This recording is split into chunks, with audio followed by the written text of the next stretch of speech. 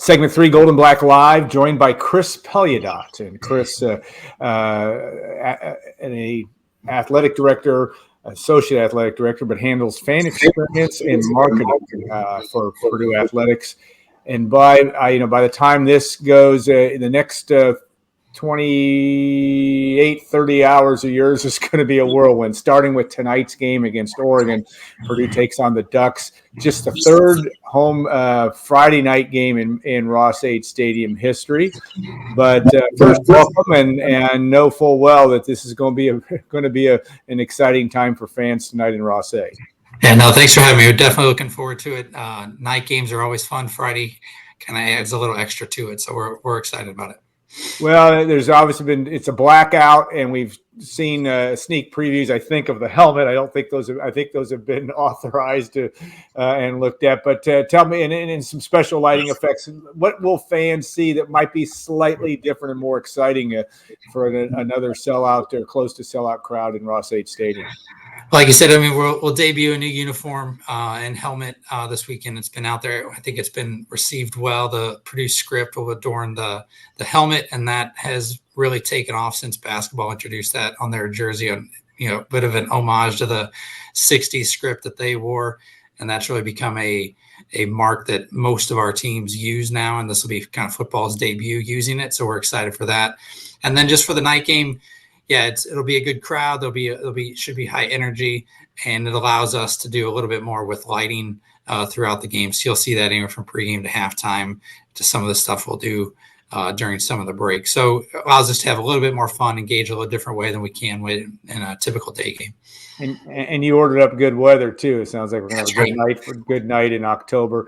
I remember one night game that was a Saturday night game, of course, the famous Tyler Trent game around the same date. I think it was October 20th, freezing cold as it turned out. But but we got a break that day though, because if you remember, like the pregame weather was absolutely, it was like high winds, like the golf course, like it was really bad. But by kickoff, like all that stuff went away. And it was still cold. But the other elements that we had to deal with pregame went away at kick. So that was one of those magical things that just kind of happened that day. And it was an interesting situation because you control it is fan experience, and there's so much to that now. And that was a date too. I believe you had to cancel you basically had to batten down the hatches for tailgating too. My point is you got to be fluid in this business. I mean, there are things that can change in a minute, and you have to be able to react to that. Talking about in your career, which has spanned a good period of time at Purdue and at Air Force and other places before that, that's a key thing for you in this role to be nimble, I should say. Yeah, I mean that's one of the biggest things. I mean, we do the game scripts, so we're planning pretty much everything, obviously, other than the plays themselves, but all the stuff at timeouts and on the video boards and all of those. And I've yet to have a game go perfect, but that's always the goal, right? But the ability to adjust and move things around, because we can't control a lot of things. So if there's an injury or, we don't do anything during injury, so that causes, disruptions in our script, or when we score going into breaks, like that causes some disruption. So the ability to adjust, and I tell our students, that work, and they do the lion's share of executing the stuff on the field, that, hey, we're going to prepare as best we can. And that's the goal. Everybody knows what your role is, what your job is. This is the plan going in, but we know something's going to change. We just don't know what. So the ability to handle that, stay calm, move things around. That's something that we have to deal with every single game, whether it's football, basketball, soccer, whatever it may be. There's always something that comes up that we're not planning for, not expecting. I've done it long enough where we know that it's coming. Some days it's easier to handle than others, but our students largely execute a lot of that for us, and they do a great job staying under control and level-headed. And that's what you got to have. Like, can't get too emotional if something doesn't go right, because you're gonna walk right into something else the next time out, and you got to be ready to go there and make sure you're ready for that situation. So it's fun. It's what we sign up for. Yeah, I mean, in your career too. I mean, you've seen this continue to evolve. I mean, it gets, and it's almost a case where it's got to get. You've been at Purdue since 2011. Yeah. but you have to, it's like it's got to get better next year. There's something new and different when it comes to that. How do you talk about your planning for this? Because you guys go through planning, promotional plans, et cetera, well in advance of each season, and every team from that has, I think, that hosts home events has a promotional plan. But walk us through what that typically looks like, not only for football and basketball, but for any sport. Yeah, really for any sport, kind of planning for the next season starts really within about a month of that previous season ending. So like our role for our marketing group is once a regular home season has ended, within about 30 days, we want to do a report on our season from everything from attendance and sales to what promotions we did, what worked well, what didn't, kind of review the year and then start to put down initial ideas for the next year. And so once we do that, then we'll meet with the coaches or the ops group or the administrator or all of them and kind of go through there and then start to have initial discussions. And then as we kind of get into the spring, with football and volleyball in particular, we get a little bit more of the meat into the plan. So kind of by spring game, we kind of know what we're doing for that. But same with basketball. Basketball, we meet in April. Once the season's over. This year, obviously, was fortunate. We were delayed a little bit, which we would take that every single year. Yeah. But that's the plan because we want to talk about things as they're fresh or as fresh as they can be, and have the teams involved in that. And then we'll start to have those plans. And as we get a little bit removed and before we get schedules in, then we'll get a little bit more specific on changes or additions that we may do for the season. So it's really largely year round. There's some breaks here and there, but our last home game here is November 16th, right. And our plan will be that regardless of, if it's a year that we go to a bowl, it doesn't really change. Our plan is to try to have the review and initial thoughts of what we want to do for football before we go away for a Christmas break. And then we'll start to ramp that back up in January, February with conversations with the team some more. But like I said, every sport's a little different, but that process is in place for every sport that we work with. Go from there because if you forget about it for 8 months, then you're just kind of scrambling. Our goal is once we get to the season, our job is largely to execute. There's always going to be changes and tweaks, and we may do something because of a situation or a circumstance that we want to take advantage of. But we want to have time to do those. If we're planning the season during the season, we don't have time to really spend a lot of time taking advantage of things that may fall our way. You look at, and one thing, TV doesn't make life easy for people that are trying to run events, and basketball is nutty. I mean, it's the way it is, and we all get used to it. We don't know. This year seemed like it was later than ever for both men's and women's basketball, timing and schedules, and that does impact the fact that you've got, I don't know what it is in the men's schedule, three or four Friday night games in Big Ten play. Has to change. It's got to be a little bit different between what you're going to do on a Friday versus a Sunday. How much does that come into play as you do your planning and then you have to make those nimble changes? Yeah, I mean, we don't put anything in stone. So like with basketball in particular, we'll have a list of things that we want to do, whether it be our T-shirt game or a bobblehead or those types of things. So we'll have the list of what we want. And then when we get the schedule, then we put the puzzle together. So, we Friday nights, don't change a whole lot for us on the basketball side. Sundays can, because Sundays will, we look at, what times that game, people are locally, if they're going to church, what their availability is. So the ability to do like a giveaway, maybe we won't do on a Sunday potentially. Like I'll use, for example, we're doing our ring giveaway this year for men's again. Looking at, we've historically kind of done that the first game of the year as a kickoff, but this year, our first regular season game is at 6:00. Yeah, and then So is that the fairest thing to do for some people who may have a challenge to get here early for a 6 o'clock? So we push that back to the next Monday where it's an 8 o'clock game. So it levels the playing field, I guess, to some extent, because those giveaways are a little bit limited. But those are all things that we'll look at when the schedule comes out to try to make the most sense and be the most effective with those types of things that we do on a game day. And I don't know whether you're ready to disclose or whether you've already disclosed this. Is there a bobblehead in the works for men's basketball this year? And if so, if you can share it, what's the plan?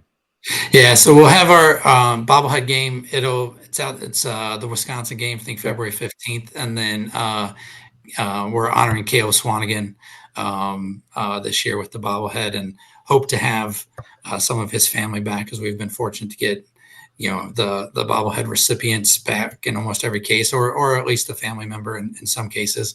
And that's the goal again this year, is to reach out to them, but really celebrate the legacy he has here. I mean, he was an unbelievable player for us at the time he was here. So well deserved, and it's just unfortunate that he can't be here with us this year to have his moment back in Mackey.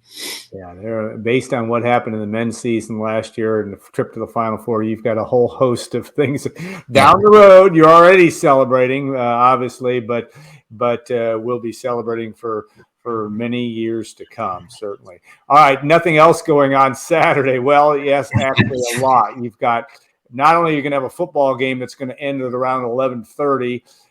You're going to turn right around and have women's basketball and men's basketball fan day, I think starting at 9 o'clock on on Saturday morning. Walk us through a little bit of that, what the plan is, because that is always extremely well attended. And then we'll get to that volleyball game on Saturday night. Yeah, no, we're always excited about fan day. I think we're blessed with great fans here with all around, but especially Purdue basketball. And so, yes, it'll be a short night for us on Friday night. We'll be back here 7:30, 8 o'clock Saturday morning. Doors will open at 8:30. I think come in and watch the women's team practice starting at 9, and then they'll go to about 9:30 or 10:30. And we'll do autographs 10:45 to 11:45 ish. And I always enjoy that, getting to see the kids meet their heroes, meet the players, and we have unbelievable players here on both programs, men's and women's. Like they're really, really good with the fans, with kids in particular, and they can get their autographs and sneak a picture here or there. But whenever you get the 6-year-olds come in and they see, a Will Berg or in past Zach Edey, and just that size, their eyes get, so big, and that never gets old. So it's the first opportunity for our fans to see the teams practice, and then obviously get the chance to meet them. And so, like I said, we'll do the autographs and the mental practice from 12 to 1:30, and all are welcome. And hopefully we get a good crowd as we have in previous years. So a little bit of a, it's a tight turn for everybody, but we're hopeful that we'll get a good crowd out as we typically do. But everything, it's free for everybody. There'll be some concessions available if people need an early soda or something like that. Yeah. But otherwise, just a good time to get out and get ready and get excited for the basketball season to come here. That'll start, about 10 days later? Yeah, So, October 30th, right? Oh, yeah, my mercy, yeah. it's crazy for the men's exhibition game as well. Braden Smith will be able to tote that, though it's certainly made its rounds. His Dave, I call it the Dave Letterman type beard, but there's always personality. He's trimmed it now a little bit. I know, that's what I understand, and I've been able to practice a little bit, but yeah, that's and again, I think the thing that also has to make your job, I suppose it could make it extra tough if you didn't have willing student athletes, but it seems, and it can, at least to the observer, that you've really got some really good people to work with that are open to it. Yes, I know it's a world of NIL now and all that kind of stuff that plays into some of this, but you got to have willing participants for autograph sessions, and you can't get any better than Zach Edey was in terms of signing autographs, and to the very end, you may never find another elite athlete like that again. But talk about that, and this how much that is a big part of really getting that not only that message out, but that experience out for that fan that has that personal experience with a student athlete, a player on either team. Yeah, no, you're absolutely right. So it's it's about connection, right? I mean, Yeah. I believe if you can, especially for the kids, like if you're a fan of a team or a player, as a kid, like you're going to be a fan of that team or player as you get older. I grew up outside of St. Louis, and I'm a diehard Cardinals fan. And that started because I got to go, or I got to get an autograph at some point, and so we want to be able to share those things. And here at Purdue, in the 13, this is my 14th season.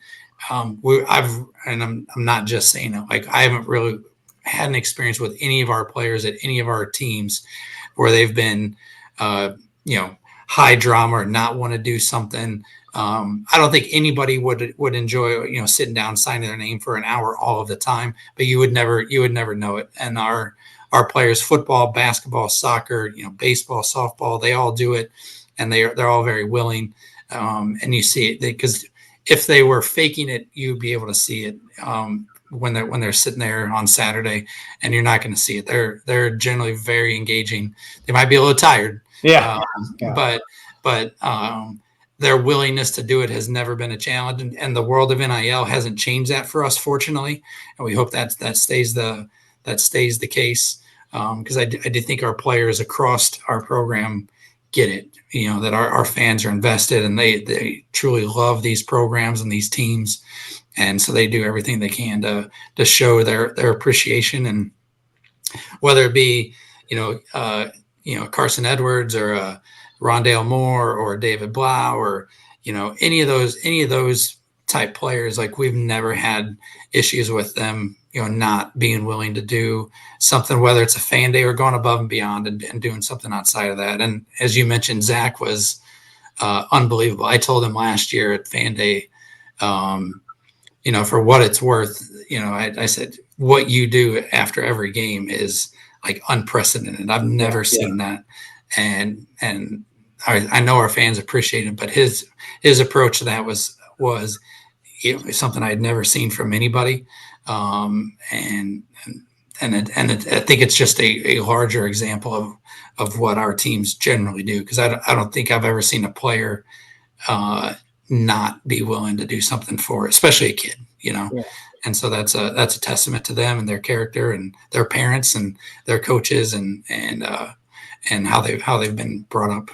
Yeah, it's an extra testament to a guy that at 21 or 22 years old that can realize that his legacy is cemented no matter what he does.